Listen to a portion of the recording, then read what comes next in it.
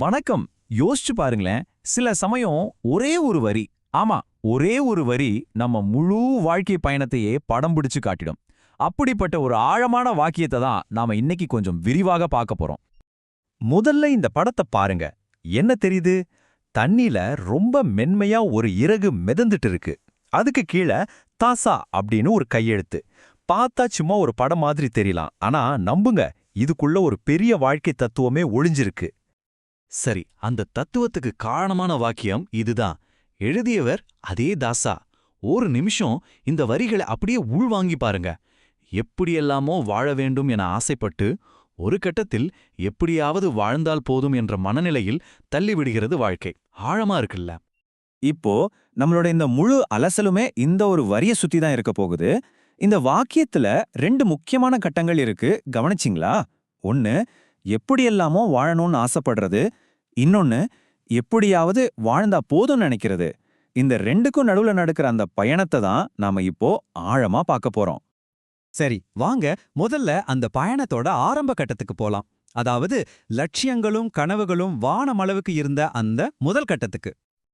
அந்த வாக்கியத்துல முதல் முக்கியமான வார்த்தை என்ன? எப்படியெல்லாமோ அப்படின்னா என்ன? அதாவது நாம யோசிக்க முடிகிற அத்தனை வழிகள்லையும் கனவு காண்ற எல்லா விதமாகவும் இந்த வாழ்க்கைய வாழ்ந்து பார்க்கணுங்கிற ஒரு தீராத ஆசை. இதுல ஒரு எல்லையே இல்லாத ஒரு ஃபீல் இருக்குல்ல? நிச்சயமா இது நம்ம எல்லாருக்குமே தெரிஞ்ச ஒரு உணர்வு தான். குறிப்பா நம்ம இளமை பருவத்துல ஒரு டாக்டர், ஒரு இன்ஜினியர், ஒரு ஆர்டிஸ்ட், ஒரு பிசினஸ் மேன், ஏன் எல்லாமா ஒரே நேரத்துல ஆகிடணும்னு ஒரு வேகம் இருக்கும் பாருங்க. அந்த எல்லையில்லாத ஆசைகளோட ஒரு தொகுப்பு தான் இந்த எப்படி எல்லாமோங்கிற வார்த்தை. சரி, இப்ப பயணத்தோட அடுத்த கட்டத்துக்கு நகருவோம். இங்கே தான் ஒரு முக்கியமான திருப்புமுனை வருது. வாழ்க்கை நம்ம பாதையை தீர்மானிக்க ஆரம்பிக்கிற இடம் இது. அந்த வாக்கியத்தை மறுபடியும் ஒரு தடவை ஞாபகப்படுத்தி பாருங்க. அதுல என்ன சொல்லியிருக்கு? வாழ்க்கை நம்மை தள்ளி விடுகிறது. கவனிக்க வேண்டிய வார்த்தை தள்ளி விடுகிறது. நாமளா விரும்பி அந்த இடத்துக்கு போகல.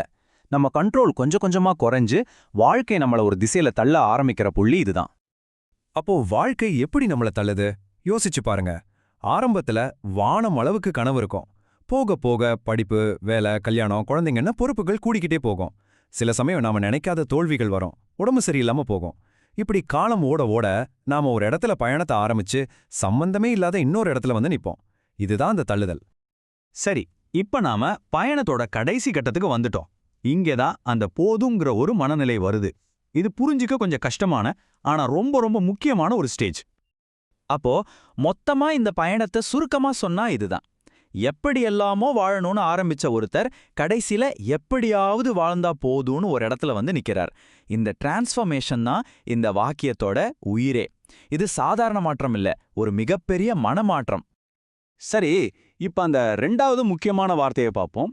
எப்படியாவது. இதுக்கு என்ன அர்த்தம்?